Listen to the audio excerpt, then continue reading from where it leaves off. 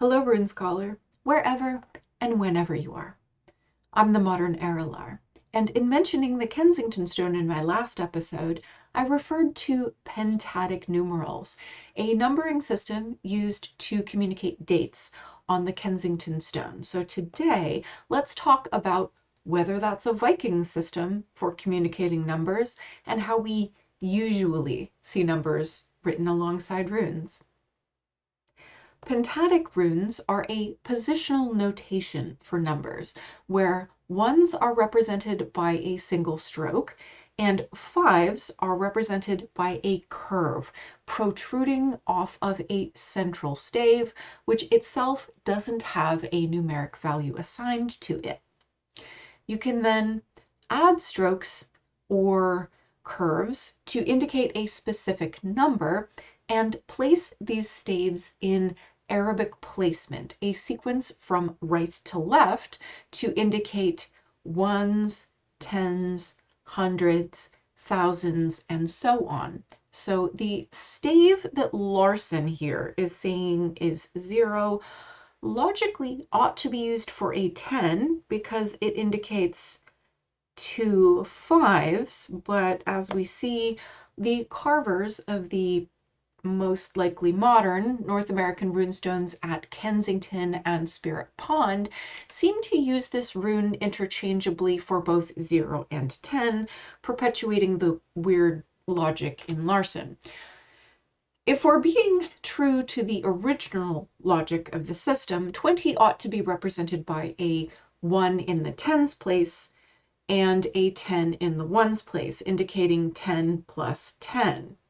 But one of the Spirit Pond stones uses a 10 in the tens place and a 10 in the ones place to seemingly indicate the year 1010, when in fact this notation gives us the number 110.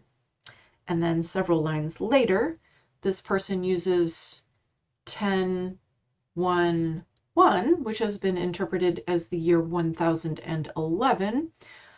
So the carver here is not being consistent in their use of this particular system, which leads a lot of rune scholars to be skeptical. The oldest authenticated use of this notation system appeared in the writing of Edward Larsson in the 1880s, where he describes them as old numbers. Magnus Källström in 2024 connected the Pentadic numbering system with the work of Erik Ström, who gave lessons in writing starting in the mid-1860s in Sweden.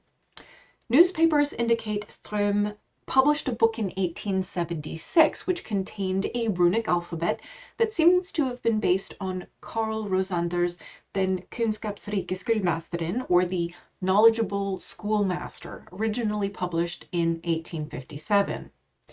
It also contained pentadic numerals, as well as the angle cipher shown here. Källström has not yet located a copy of the book, but did locate a photostat of a handwritten copy of an 1864 document by Ström, which had the same title as the later lithographed book, and this 1864 publication was a pamphlet. The description of the angle cipher given in the 1864 pamphlet, the wording is so close to that recorded by Edward Larsson that Ström was probably the source for Larsson's information. So if the pentadic numbers aren't demonstrably older than the 19th century, what numbers should we expect when writing with runes in the Viking Age? We do find numbers written on runestones, but it's not that common. Usually numbers were spelled out as whole words. We do also know that Vikings counted in base 12, which is kind of logical if you think of counting all 10 fingers plus each one of your hands. And counting in 12s makes it easy to divide by 2, 3, 4, and 6, which makes it easy to build things like houses and ships. So their 100 is what we would call 120, and their 1,000 would be 1,200. 10 tens is exactly that, 10 tens, tigir, and 30 is thrir, so 3 tens. To create more complex numbers, you then say 1 and 30. Ein och thrir, or 30 and 1, thrir och ein, both of these being correct. And you can mess them around however you like, forwards or backwards, discussing the ones first or the tens first. You can also say 1 less than 4 tens to indicate 39, which does appear in some of the sagas. If you're interested in these numbers, Dr. Jackson Crawford has a good video about how to decline numbers in Old Norse, so I won't repeat that here because his work is great, but I will put a link to his work in the further reading and media section. So, what numbers do appear on runestones? I have discussed this Elder Futhark inscription before, the Stentoften runestone, dating perhaps to the 7th century. It reads, with 9 goat bucks, with 9 stallions, Hathewulf gave good yera, or a good year, possibly indicating a good harvest. So this is pre-Viking Age, and from the Viking Age itself, we know a runestone from Rök Church in Östergötland that used many numbers, all written out with a word. So 2 war booties, 12 times taken, 9 generations, 20 kings, over 4 winters, 5 valkies, and so on. Each one of these is written out with a whole word. This trend continues into the medieval period. This medieval inscription, N650, details 2 measures of 3 casks, 16 measures, etc. So this same trend continues. And you can also use it for time. The bell in Saleby church on Västergötland writes out the date of its completion as 1,200, 20 winters, and 8. So you can write dates out this way as well.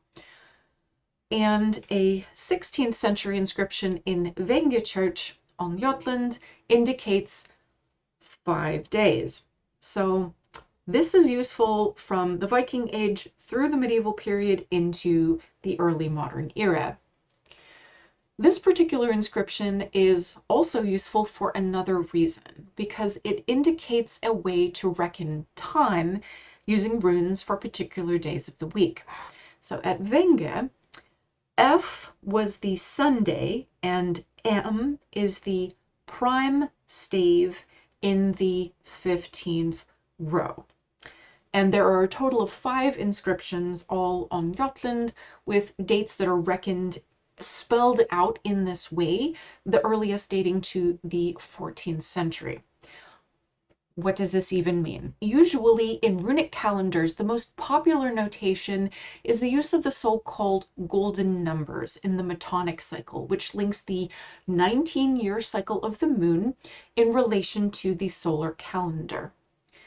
In the Computus Runicus manuscript published by Ole Worm, he uses the 16 runes of the younger Futhark alongside 3 additional runes, Orloger, Tvimother, and Belgtorn, shown here, to create that 19 rune cycle.